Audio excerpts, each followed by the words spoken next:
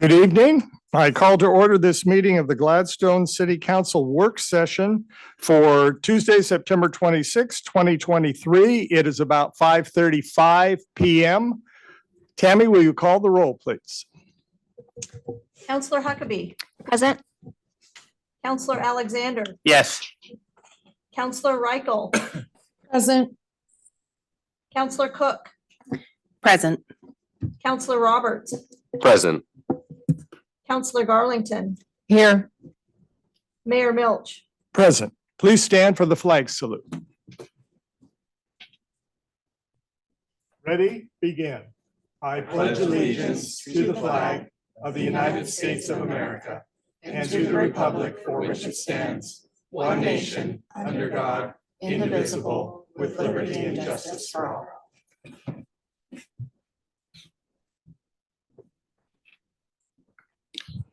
The City of Gladstone is abiding by guidelines set forth in House Bill 2560, which requires the governing body of the public body, to the extent reasonably possible, to make all meetings accessible remotely through technological means and provide opportunity for members of the general public to remotely submit oral and written testimony during meetings to the extent that in-person oral and written testimony is allowed. Therefore, this meeting will be open to the public both in person and virtually using the Zoom platform. The Zoom instructions are printed on the agenda. The public is welcome to attend work sessions in person or online. However, no public comment happens during a work session. So we just have one item on our agenda tonight, a presentation from Oregon City officials on their youth council. So staff, you may introduce this item. Thank you, Mayor, and good evening, City Council. You have adopted a goal of exploring creating a youth council in Gladstone. And if you recall, back in April, we had representative from Happy Valley come with their youth council. Tonight, we have the pleasure of having the Oregon City Mayor and a commissioner come and talk about Oregon City's Youth Council, which I think is fairly recent. So we will have Mayor McGriff come up, and Commissioner Marl, you're welcome to come up and tell us about your program. Yes, when you push that circle button at the bottom, it'll be on. Well, we don't really have a presentation per se, so ask away. We'll do our best to answer your questions. All right. They have all the material. Well, I can just open. Sure, go ahead. Okay, Thanks. well, thank you, Mayor Milch and Council. It's really nice to be here with all of you. My name's Adam Marl. I am one of the city commissioners, and I'm pleased to be here with Mayor Denise McGriff. When I was initially appointed to fill a vacancy on our city commission, it was a goal of mine to establish a youth advisory commission for Oregon City. It was not complete by the time the remainder of my term was up, so I had to run. And I'm really pleased that we have it up and running. Right now, we're working on a huge opportunity. They are spearheading a mental health resource fair, which will be occurring on October 7th from 2 to 5 at our Pioneer Center. You all are invited to attend. We're hoping for a great turnout in support of our students. But for me, being a young person, it was important for me to express to people who are in my own age demographic the importance not only of being involved in their government, but more specifically of being involved in their local government. All of us are here because we know that local government is where we can have the most impact on the decisions that impact us in our own backyards, literally. So the importance of this, as our politics have become nationalized, is even higher, especially for our students. A lot of their parents don't even know what's going on in their own city hall. And so the importance of establishing a formal body, not only where students can learn about their local government, about their police department, about their public works, and what goes on in City Hall, but to actually initiate and execute activities that benefit the youth of the community is something that I felt really strongly about when I was writing this policy. I was on a plane to Washington, D.C. for a National League of Cities conference, and I had our city recorder print me a stack of pages from examples across the state and across the country, and I did my reading, and I picked for myself what I thought would work best for Oregon City. And of course, this is what works for Oregon City, and I'm sure that you will find what works best for Gladstone as well. But I really do applaud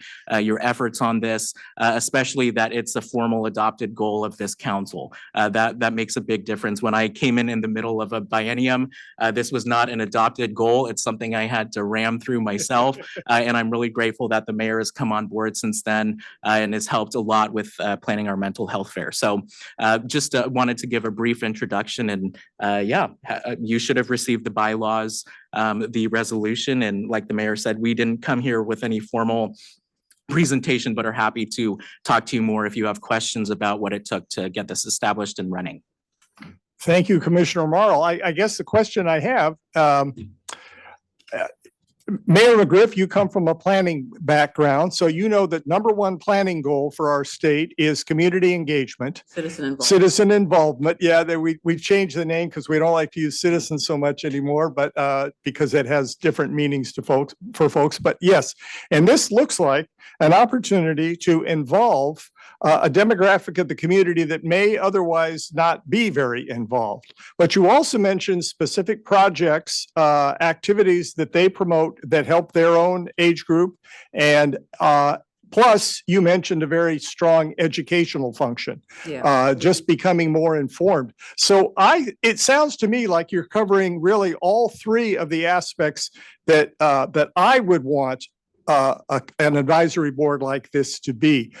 To what extent does this board get involved in your discussions of issues that are not so much youth related, but just sort of broadly community related? They really haven't yet. Ah. So let me back up and talk about a little bit, build more. So by the way, it's Denise with a Y for everybody, because it's not Denise with an I.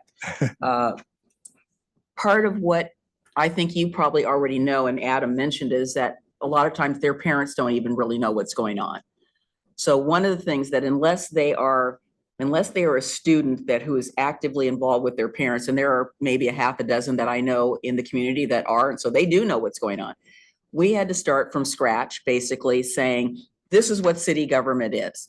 These are the departments. So we took them on a tour of our municipal court and police facility, the Libkey Center. They have heard presentations from Public Works. We've introduced them to the basic format of, okay, member from history, federal government, state government, local councils of government, if the state or city has them and the community has them, and then your local government. So we've kind of outlined kind of the different levels of government, and some of them remembered from their government and civics classes, if that's what they still call them these days in government. And then we kind of started talking to them about the different functions that the city does. And Matt came in already. I believe Matt came in when you were absent and talked about finance and kind of he's our finance director. So we've been trying to educate them about what a city does. And I think one of the things that I've heard back on the feedback when they went to the police department was they all had some preconceived notions about policing or what police do or what police don't do, probably from media and other things.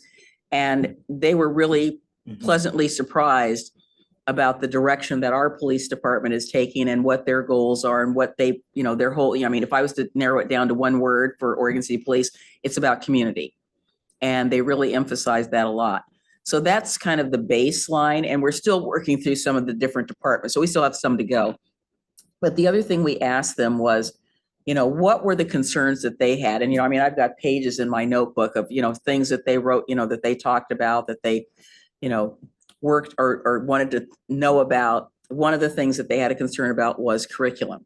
Now, that's not something that we as a city can tackle, but we know people. So they were concerned about the curriculum eliminating sort of kind of civics, social studies. And they had heard a rumor that was going to be eliminated in the middle school. And they thought, well, that was just wrong. So we did some checking to see if that was the case. And we were assured by the superintendent that no, that was not happening and that they were still having that, those courses. So they kind of backed off that project, although they're still a little bit interested in it. So in just talking about the things that they deal with all the time, we spent, a number of meetings early on, just talking about kind of what they were doing and what their involvement was, what were they doing in their school? And, you know, of course, there was a fair amount of, well, we wish we could change this and we wish we could change that. And, you know, probably the biggest thing for me personally is that until I was out of high school, I didn't call anybody by their first name. And now apparently they do at school, which is still a little difficult. So they're talking about Roger, somebody, and I'm saying, who are you talking about? Oh, that's the teacher. Okay, so let me know when you're talking about a teacher so that I don't think it's just some student or somebody, you know. So you're talking about the person that's giving you instruction. So that's one thing that's going to take me a long time to get used to that. I have a couple of friends from that were my teachers that I still have a hard time calling them by their first names. You know, it's just how we were raised. So I think the thing that you've asked about is I think that's a step that we both are interested in having them take. And I think for this next year, because we've pretty much got the same students this year. So we started a little bit late in getting them recruited, but we want to keep as many of them as we can. But this project on mental health, they said that was probably the number one issue that they were, you know, that they find that they're facing their peers. So this mental health fair that we're putting on, we're bringing in some practitioners in a broad range of fields. I mean, it goes all the way from Oregon City Together that deals with drugs, all the way to the Mary Rose Foundation that deals with eating disorders, and everybody in between. And some practitioners that deal with, so let me get the word correct, neurotherapies. We have some therapy dogs coming, at least 2 that are going to come. So we're hoping that will be, and then dealing with yoga and wellness, diet and nutrition and wellness, and how that plays a big role in your whole outlook. So, you know, if you eat, you know, Pringles all the time, that's a problem, at least with diet. Maybe they don't think so, but you know, you're laughing. I just picked something out of the air. So that's the type of thing that we're interested in having them work on. We did have them participate in our Juneteenth celebration that we had in June, and we had a couple of students do some readings, and we hope to have them really engaged in this event that they're putting on. So the chair is going to do an opening with Adam, and then we're going to have some of them be greeters, some of them are going to be roamers, some of them are going to watch the food table, you know, just different roles that they all can take. And I'm going to kind of be in the background troubleshooting. So if there's anything that, you know, something happens, somebody spills something, so we're going to kind of let them take charge. Well, it sounds like you're getting them opportunities for a balance of activities and ways of being involved. And I appreciate that you started with that education. We have, occasionally we'll have high school youth come to our meetings, and sometimes even children, if it's a particular issue that affects them. Yeah, we'll see that kind of thing. But for them to kind of come as a group and speak as a group and represent their age group and their interests is something we haven't seen that much of. So this is helpful to us to hear your approach to this. Yeah. I think you need to get them grounded, you know, unless they're already, I can think of one student that I know he's involved with his parents and everything. He's now a freshman, so he's able to apply. When we started this, he was only an 8th grader. He goes, well, I want to be on it. And I said, gotta wait one more year. You've got a lot of experience. And he was one of our students on our diversity, equity, inclusion as a 14-year-old. So that's somebody, you know, that I suspect he'll run for office someday. And then we've got one student, Miles, who already says he's going to run for office. So we'll see where that goes. But I think you're right. The next step, I think, would be in talking about some of the issues that we are facing and giving them some background and information about the particular issue, and ask them if they have input, you know, from their perspective. Most of them, I believe, except for a couple, drive. So they're, you know, out and about in the community. Others, you know, are still, you know, have mom and dad taking them around, that's fine, you know. So I think your idea is something that we had already kind of thought about. But again, they need that base and they need that grounding. Right. To throw them into something like that at the get-go really is kind of doing them a disservice when they don't really know how the government works exactly. I mean, I think they have an idea. Yeah. But I will say one of the things that has been, we've been looking at different ways of communicating. So we have all of their email addresses. They don't actually respond to that too much. So we're doing texting. I think they've been a little bit lax about attendance, and we have some very specific attendance requirements in here. If they miss, they're supposed to come to a city commission meeting. We haven't really put the hammer down on that. We're just trying to get them accustomed to being in a setting where they are being held accountable. So they did have to take an oath of office because they are an official body. So we remind them of that you did take an oath of office. So if you're not going to be able to come to a meeting, you need to let us know, because we don't know. The other part of that enforcement on attendance has been lax because through the summer, it was not initially going to go through the summer, but they decided as a body that they wanted to do that. Yeah. And so since they wanted to go above and beyond what was required, it was something where, people are on vacation. Sure. To your question, Mayor, about ways that we can get them involved beyond just youth specific things. This isn't specifically related to the Youth Advisory Commission itself, but one thing we have a city have been doing recently is partnering with our schools. They have one of the middle schools in Oregon City has started a yearly project where they talk about vacant lands in Oregon City and what they would like to see there. So when it comes to development in Oregon City, that's something that we've already been working on, not with our Youth Advisory Commission, but something with our students in our middle schools already, and that I am sure will be down the pipe once we get them more established, as the mayor talked about. Yeah. That's So very interesting. Nevada's done it twice now. They picked a particular property at 12th and Main that they looked at, and then they picked the old Rossman's landfill. So I'll be interested in talking to the teacher that's spearheading this to see what, I might even suggest a property for him to take a look at, because we've got some properties that we're interested in redeveloping. And I think picking one of those might be very helpful to us. So the first year they did it, the teacher didn't think about, I wanted him to make a presentation to us because I thought the ideas were worthy of that. Just couldn't fit it in. So the next year on the landfill, we did have 3 student groups come in and present. And so this was, terrifying to them because we had them come up, sit at the table and talk about what they were going. And some of them brought their PowerPoints. So again, I think. Was this at the same time as a public hearing for others in the community to Yes. express views on the same issue? Yes. So we had them do a presentation at the top of the meeting. So Oh, this very was a good. school night. Yeah, So we didn't yeah. want to keep them. So they came in and did a presentation, and I think there was a lot of interest. I thought that the Oregon City News picked it up and did a story on it, which was great. So that's the kind of thing that, not necessarily the Youth Advisory Commission might do, but it's another connection, as Adam said. And I would like to see Gardner, get in on the bandwagon and do this. But, again, you've got to have the teacher that's Right. interested in doing that as part of the curriculum. So So let me put it to other counselors. Do you have questions or things that let's see. Oh, Veronica has her hand up Veronica. on the screen. Counselor Reichel, go Hello. ahead. sorry you're not here tonight. I am sorry that I am not there either. My question is pretty simple. I'm just curious about kind of the age range of your council members and how Commission. young are they getting? Yes, the commission. How are they getting? Like, how young are they starting, and are they going? Do they represent all of the school levels, or are we kind of mostly high school? How does that work? Thank you, Counselor.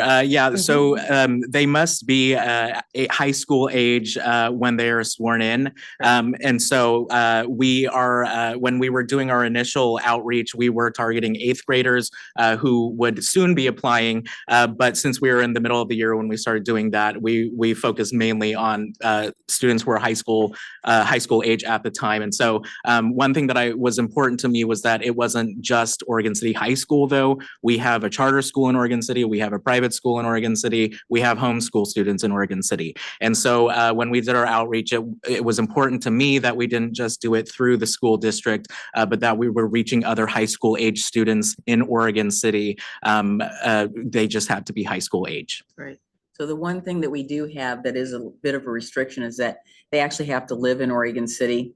And as you know, Oregon City has a much broader mailing address than the city itself. So the school district goes out beyond Oregon City. And we did have a couple of people who lived in the Redland area who were interested. So that is technically, not in the city. We also had in here a specific limit on the number, but I tell you, we had 14 people apply and they were all amazing. So we just appointed them all. We had 2 seniors. So one of the seniors is going to help us with the mental health fair. And then that'll be, because he's going to be going to college here shortly, if he isn't in already. And then the other senior, she was going to be doing some things during the summer. So she was only on for the few months that we had, but it was still good to have her. She was going to, so we had Oxla and we have Case. And it was real important to both of us to get students from both of those. We had a student from North Clackamas Christian School. And we didn't get any homeschoolers, but we know that the information did go out to them. The school district was very helpful in helping facilitate that. So we're going to try again and see, for the next round. And if any of them are wanting to stay on, we're going to welcome that as well. All right, other counselors? One other, I'm sorry. Go ahead. Sorry, Go Mayor. ahead. Just to kind of piggy on that because of where that led us, just curious. So if you had someone say, for example, that's a sophomore, are they just able to stay voluntarily if they choose through the duration of school, or are new members chosen annually? How are you planning to handle that? Like, what's their term, their official term, I guess? I think that's in here, but you can go ahead and answer Yeah, that, so the term is 1 year, and we're still figuring that out since we did start this in March of this year, and they went through the summer. And so we're having conversations now actually about what we want this reapplication process to look like. In the bylaws, it talks about a recommitment, I think, after 2 terms. At first, I believe they have the ability to just give a verbal, I would like to do this again. But in order to establish an actual interest in wanting to continue, and in the interest of maybe making sure there are spots for other students that are interested, there is a reapplication, recommitment period as well. Yeah, it says under section 262.02 under membership, under D, it says appointed youth advisory commission members may be appointed for a second term without an interview at the discretion of the mayor. The youth advisory commission member must participate in a recommitment interview with the mayor after serving 2 consecutive terms. So obviously there's opportunity here. If they want to stay on for the 4 years that they're in high school, we just need to sit down and chat and kind of go from there. Counselor Huckabee. Thank you. I would like to have a little more detail on your initial application process, just kind of what that looked like. And then maybe lessons learned that you will be applying to the next reapplication process. Well, it's online, and so they all applied online. There's an application for all of our boards and commissions, and then there's a checkbox for that particular one. They all did fine. They all, filled it out and submitted it. A lot of them were quite detailed. I don't think we need to go back and do anything to revise it because it was, pretty simple to fill out for what they needed to submit. I did have a chance to talk to most of them. I didn't interview them per se, other than some of them I called up by phone and we had just had a chat. But we gave them an opportunity at their first meeting to sort of tell us about yourself. Some of them knew each other, others didn't. So this is another opportunity for them to meet other students. I know when I was a junior, I didn't really know very many freshmen. And when you get to be a senior, you don't really know anybody because you're too busy focused on your senior activities. But I think this is a good opportunity for them to sort of commingle. A couple of them, or how many of them were on the student council? At least 3 were there. Wow, that's Okay, there were great. at least 3. One thing I will note about the application process is that it was deliberate to not include a GPA requirement. This was something Right. that I went back and forth on several times, but wanting this to be something different than student council, wanting this to be a different opportunity. Like the mayor said, there are student council students on it, but we wanted it to be something city related and not necessarily create a barrier in that By aspect. saying you had to have this threshold, because I think it was what we were interested in was, were they interested? Right. No, I applaud that decision. I think it's definitely a great decision. Was the initial meeting with your entire commission? Or I just think there select was- few? There was one person who was not available, Mhm. but we did sort of 2 sort of back-to-back orientation Mhm. sessions, so Okay. it worked out. Great. Thank you. Thank you. Our presentation from Happy Valley, they have a 3.5 GPA requirement. So each city chooses the way they do it. And you've given us reasons to consider, which approach we should take. So we appreciate that. Councilor Alexander. Yeah, I just was noting, so right here, adopting the creation was in November of 2022. And then I just think I heard you mention, so it went into full effect March. You had everybody picked, you've already had some meetings and Yeah, it's I going gave pretty. City manager a copy of our flyer that by just January 31st, we asked them to submit. And I think one came in after that because they didn't get the application. They were like, I want to apply. And so Good. we got it through the school. So you've been in full force. I mean, your whole group, all the people you picked, and you've been doing it since March of April, May, you've had that many And then like meetings. Adam said, they just decided to meet through the summer, which Okay, good. it deal. wasn't all of them, though. I mean, a lot of them have jobs and things, and there was family vacations. So the ones that were able to, so we did a lot of Zoom during the summer because they might have been at home Okay. and was easier. Outstanding. Well, it sounds like an awesome program. I We also really. decided to feed them. Oh, well, there you go. That makes Let them me- show up. Let me add that down. No, so- that makes them show up.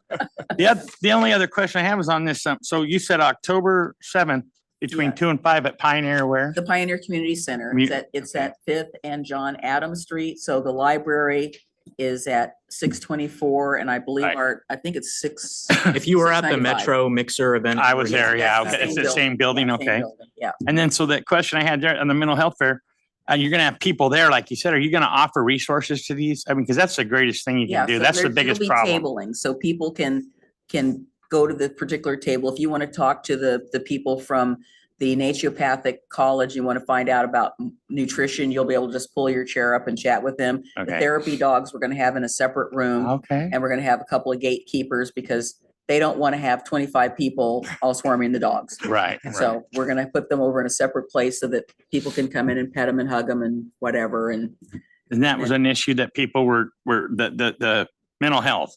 yeah, So the students were concerned about that. yes. Okay, good. So they see that in the schools and they want to address it right. Yes, and they said it's not being adequately addressed. Good, okay. I don't even know what the situation anymore was, I don't even know if they call them the school nurse anymore, but Okay. you go down to the office if you're Right. not feeling well or whatever. They do have counselors still Oh, at okay. the school, but again, it's a lot. And I'm not sure whether they share them amongst the campuses, or they have, one just for the middle schools, or they have one dedicated to the high school. But All right. they all said that sometimes it's just a matter of having somebody to talk to. Yeah. So some of them have a favorite teacher that they've, gone to, but, they said that their peers that people don't want to talk. Part of some of what we heard, I will say that was a little discouraging to me. And, there's always that teasing that goes on at high school and all that, but I think some of it has gone to a point. A couple of the girls mentioned about some of the harassment that they receive. And, obviously it's not welcome. And, I asked the dumb question. I said, well, have you reported it to, an adult, a teacher, or somebody that's in a position of doing something? And, I kind of got the. Well, outstanding program. I'm glad you guys followed up and implemented it. Good job.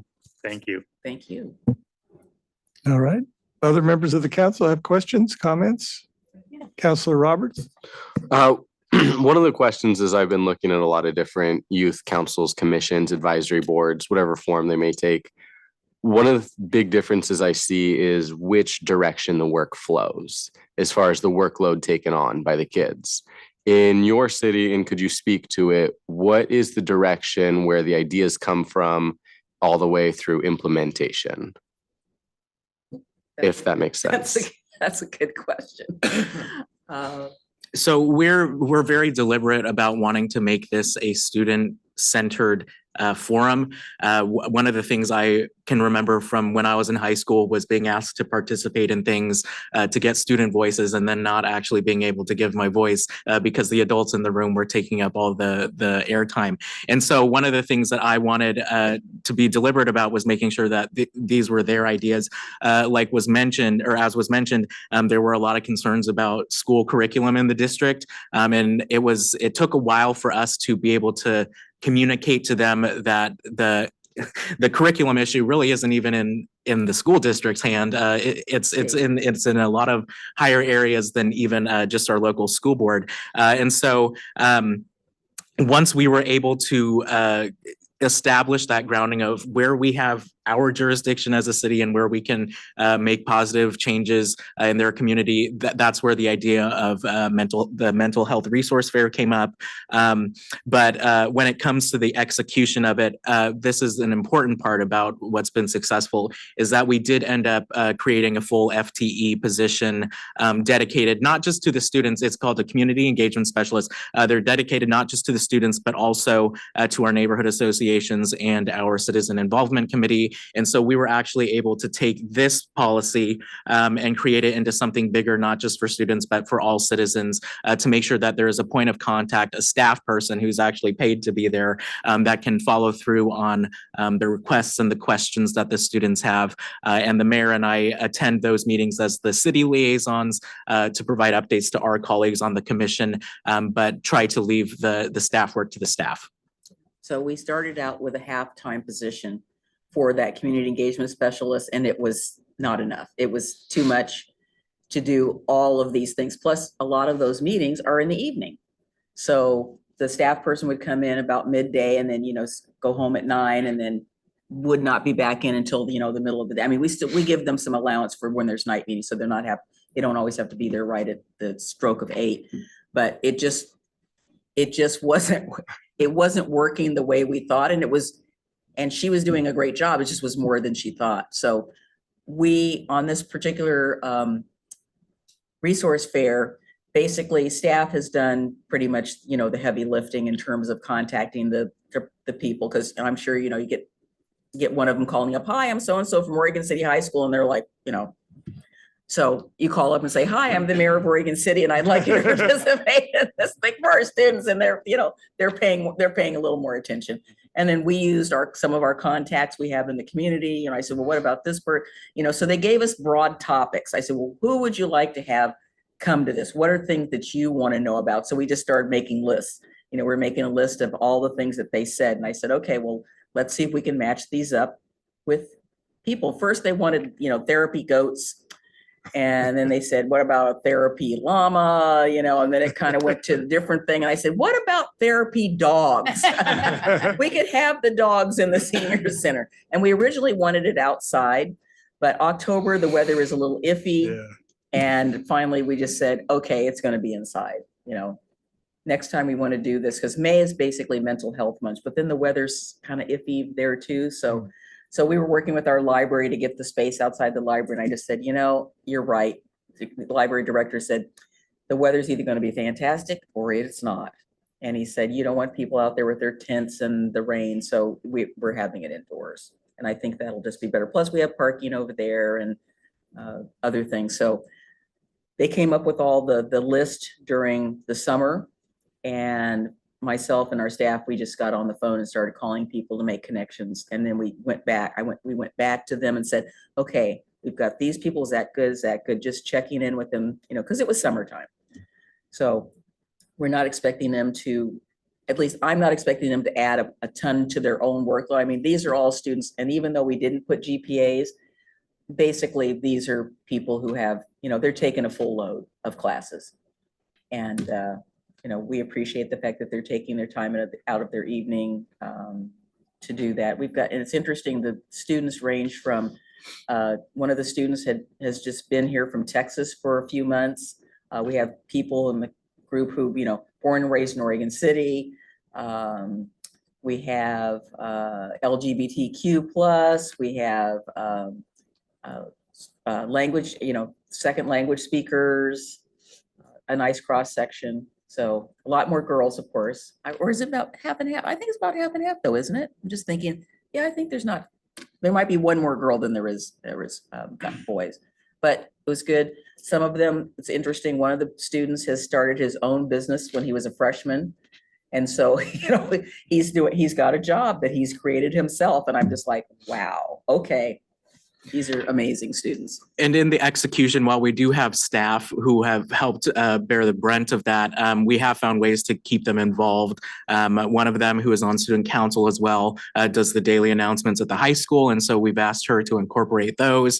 We had a student who designed the poster. And so there are plenty of ways that we've been able to actually make sure that they feel that they're a part of not just thinking it, but executing this. And of course, they will also be there sort of running the show.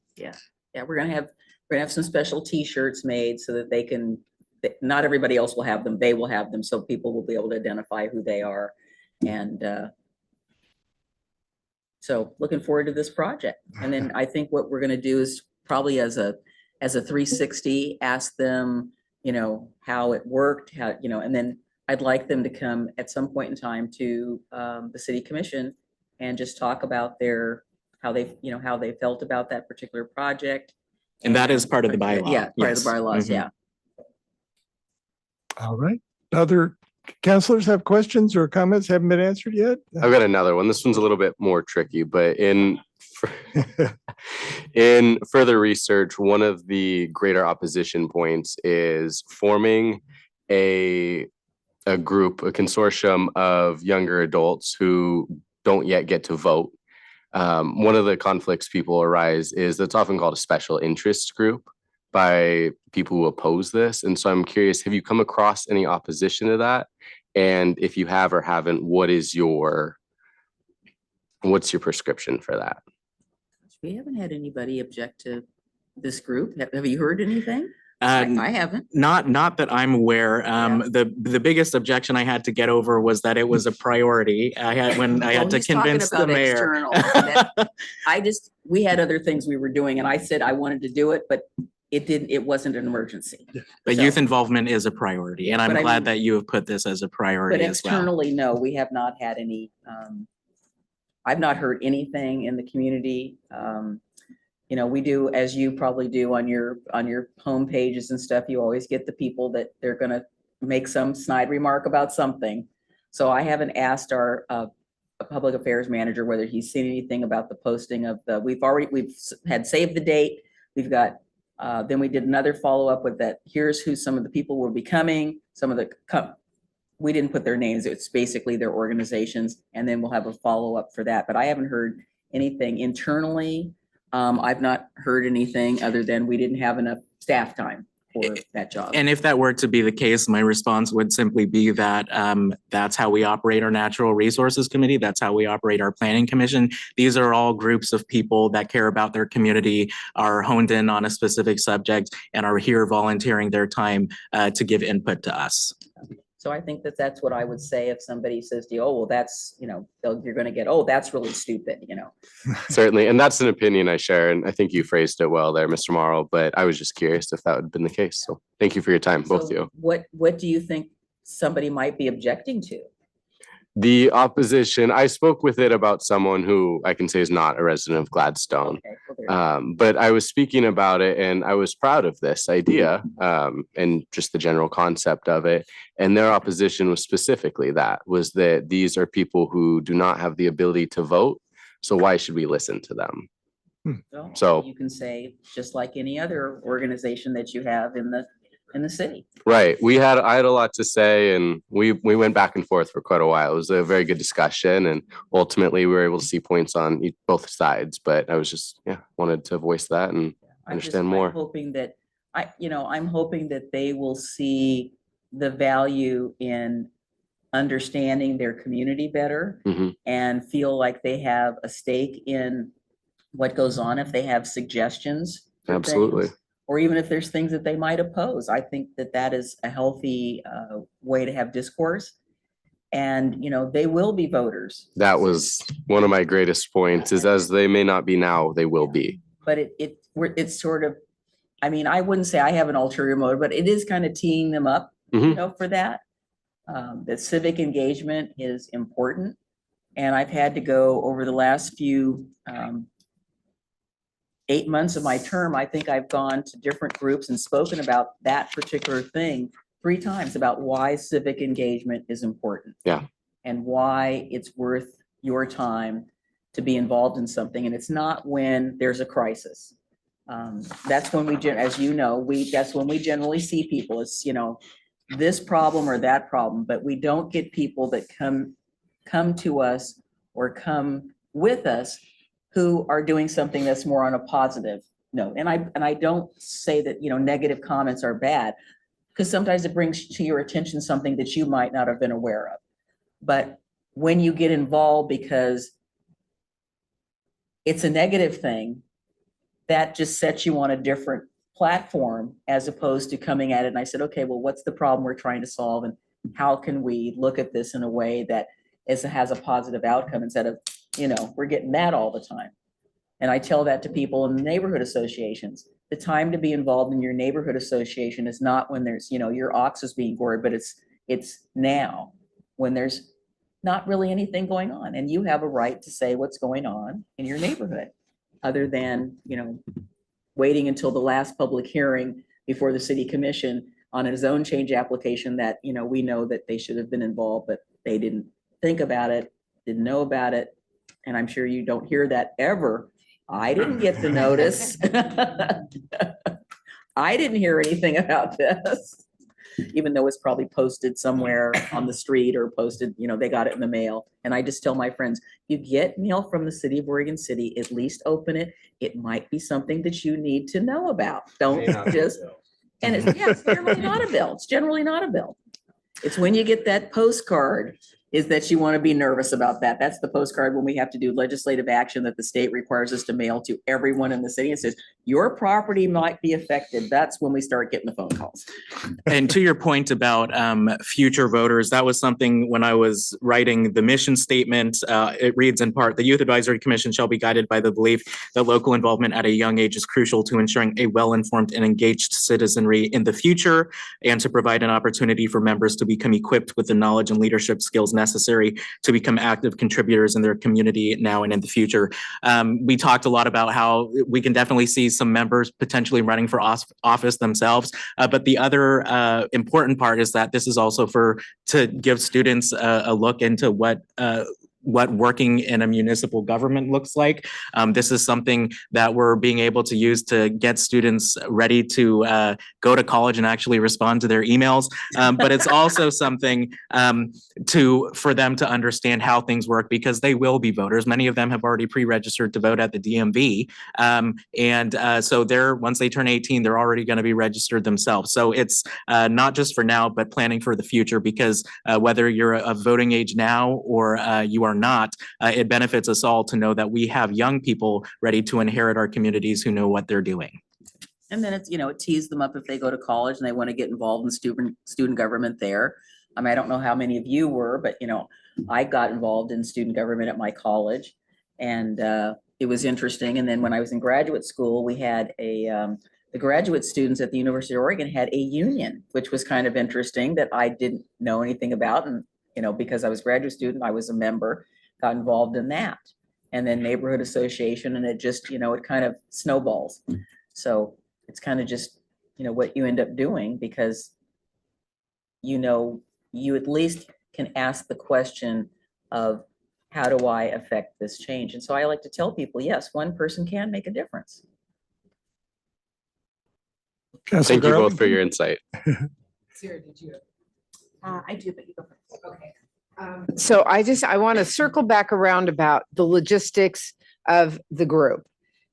You have a public resource person. Yes. How much of that person's time do you think, on a percentage base, is spent on this, on the commission, for the kids, on the advisory commission? Well, we haven't filled the position yet that just became vacant. So our communications manager is trying to do all of this himself. Okay. Plus manage all of our communications. So we're trying to help him as much as we possibly can with this right now. So right now is probably not I'm not gonna be able to give you a good judge of time Okay. because he's doing everything. And obviously it changes given the fact that they're not just working through the month to month, but actually getting closer and closer to something that's happening. Yes. Okay. Budget. When you feed the kids, things like that cost. Do you have a set budget for the group that I missed in the paperwork, or are you just We don't. plucking it out of It's- general fund? Well, I believe it's coming out of general fund. Okay. I did have to ask the city manager. I said, okay, we don't have a specific line item budget. So if I'm going to pay some of the participants because they've asked for an honorarium of some sort, and I need money for the food and I need money for the advertising and the t-shirts and the posters. And he said, well, and I know this is going to sound odd, but he said, well, how much do you think you need? So I gave him the amount. And he said, okay, fine. So that was great. Wow, what a great person to work with. I know. like it. I told him I needed about $2,500. Yeah. And as this gets more established, this becomes a bigger part of our formal Formal city Budget. our formal city processes. I'm hoping that we can get this as a line item in the budget. This budget season around was a little hectic for us, and we were still at the moment of getting things started. And so heading into the next budget, that's something that I'm going to be looking at. And what do you think that would be? I mean, if you had to give me a ballpark on what you would ask for that specific group for, are you a year or the school year, what would you think you might ask for? So for the biennium, I think it would be fair. So for the 2-year budget cycle that we have, I think I would probably be looking at least 5,000. Okay. And that's obviously not including the staff time that's already Right. dedicated to that as well. I would have understand. said a little higher. And again, not including the staff time because their time is budgeted over these other groups as well. Right. So the time that they spend on the monthly meetings and getting the agendas and, getting that out and doing all that, I'm sure that's at least, because they meet once a month. So, thinking, 5 to 6 hours plus if, we're asking them to do a project every year and depending on the scale of that project, Uh-huh. we'll probably have to flex that budget just a little bit. Okay. And then They do eat a lot, I'll tell you they that. do eat a lot. Those, I know. We've got a teenager in our house sometimes.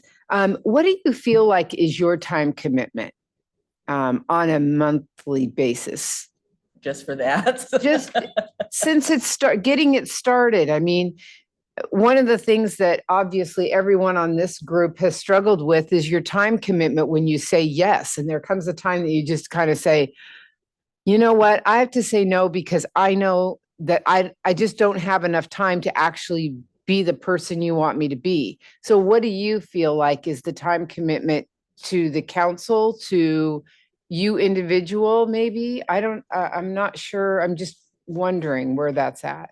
So the mayor and I are the 2 liaisons from the city commission. That's another thing that I felt was important was that at every meeting, there was a city commissioner who was there to demonstrate that the city does have a stake in the conversations that are occurring at these meetings. With that being said, there have been times when I've been absent, when Denise has been absent. So it's probably best to have an alternate. And when we're both there, it's even better. But in terms of the time we dedicate apart from the meeting itself, it obviously leading up to this mental health fair, it's been a little bit higher. But in the day to day and the month to month, it's usually just our staff getting the agendas put together and getting the agenda organized. So in terms of our engagement with it time wise, it's just usually just a couple of hours that we attend the meeting physically. I'd say probably 3 to 4 for me, depending on, what's on our agenda for them, but, getting the meeting itself, Right. getting prepped for the meeting and then doing sort of the debrief afterwards with staff. So maybe 4 hours is the most I'd probably spend a month. Okay. That's Adam said that getting this mental health fair, I spent probably the equivalent of 4 hours per day for 3 or 4 days calling people because I found out that I sent emails that I didn't respond to them, but they did when I called them. So I felt like I was doing that dialing for dollars thing. Yeah. They said, oh, I'm so glad you called because, I get 1 million emails a day. And I said, Perfect. And this is why I'm calling. Yes. So that time commitment plus a 5-hour plane ride. So we'll figure that one out too. And I had one more question, and I think it got answered in that you are working with all the kids that applied. Yes, yeah, we appointed them. I appointed all of them. Okay, It would be 14. 15, it 15. was, Yeah, yeah, well, and then Alex Yeah, is, so. it's- originally, yes, yes, 15. 15, yeah. and that isn't It's- overwhelming to you in any way? No, because it said at least 9. Okay. And this is an Change it. area where Right. I think the mayor had a change of opinions, because originally I had it at 9, and there were concerns that that may be too much. But as the mayor said, once we heard from these students, when we both sat down with them for interviews, it was just such an outstanding and bright group of students that she just ended up appointing them all. And then we went back and changed the code to accommodate for that. Yeah. I like I it. just felt like I really couldn't turn anybody down. They were just all, Yeah, they all had brought different skill sets to the table, and I thought that was important. right. Oh, absolutely. Okay, great. Thank you so much. Thanks for coming too. Commissioner Cook? Yeah, so thinking about staff time is actually perfect, my timing. So thinking about staff time, you guys are kind of in this investment period where like you're just began the program, you're investing a lot of time into your youth advisors. Over time, how do you anticipate that changing? Do you see a future where they're building their own agendas and running their own meetings, or do you anticipate that will always stay with staff?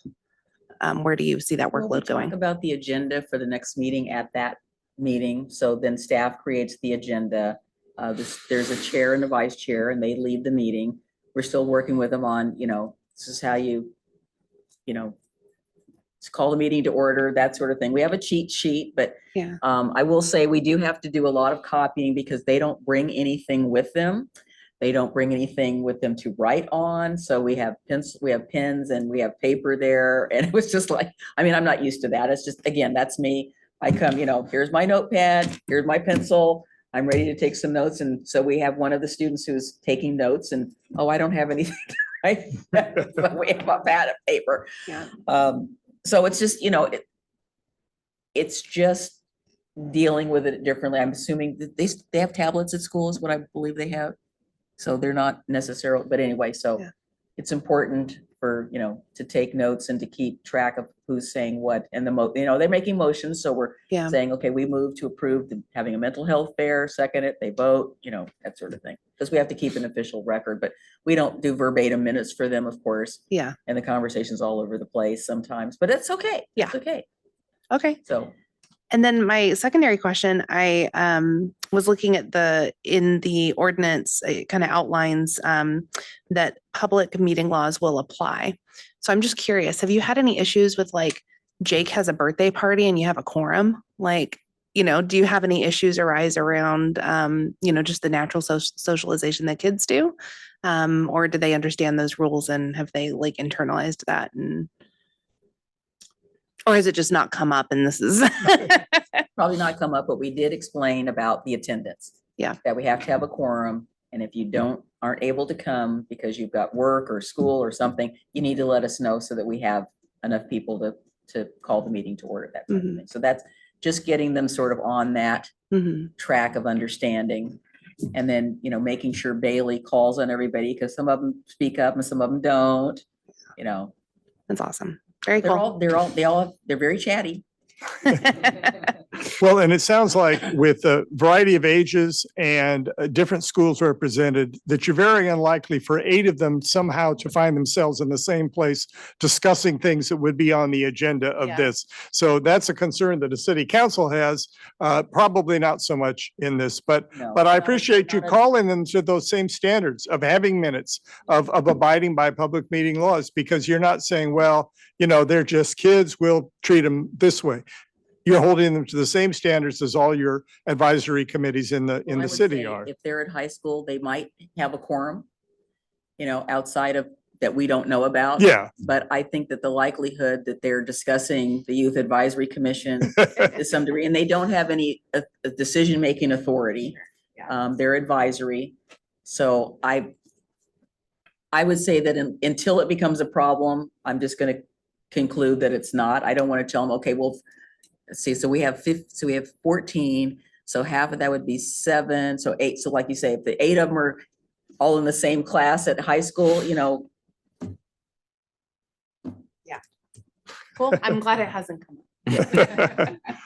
All right. Well, we very much appreciate you coming to us and sharing your experience, for a city that's just starting this. As Councilor Alexander asked, you get the insights into what would you do differently or what have you learned from this? And we got a lot of that tonight. So that's very helpful for us because as we move forward, now we've got a couple of different models to look at, and we might draw a little from here and a little from there and decide what works best for us. So we're grateful to you for being committed to this, Adam, yourself, and being supportive of it, Denise. So, to it. yes, so. I would not be putting on this mental health care. So, that's another good thing is for them to know that the city officials care enough to want to see this happen and to put it in place. So we want to try to put that same message out to our community, I think, and as we discuss. Your library has a youth advisory group, so ours does. And I want to see if there's some way we can cross-pollinate the Youth Advisory Commission with the kids that are on that group. And I haven't had a chance to meet with them yet because I haven't asked our head librarian when they do meet so I could attend just to see kind of what they do. But they've been very helpful to the library.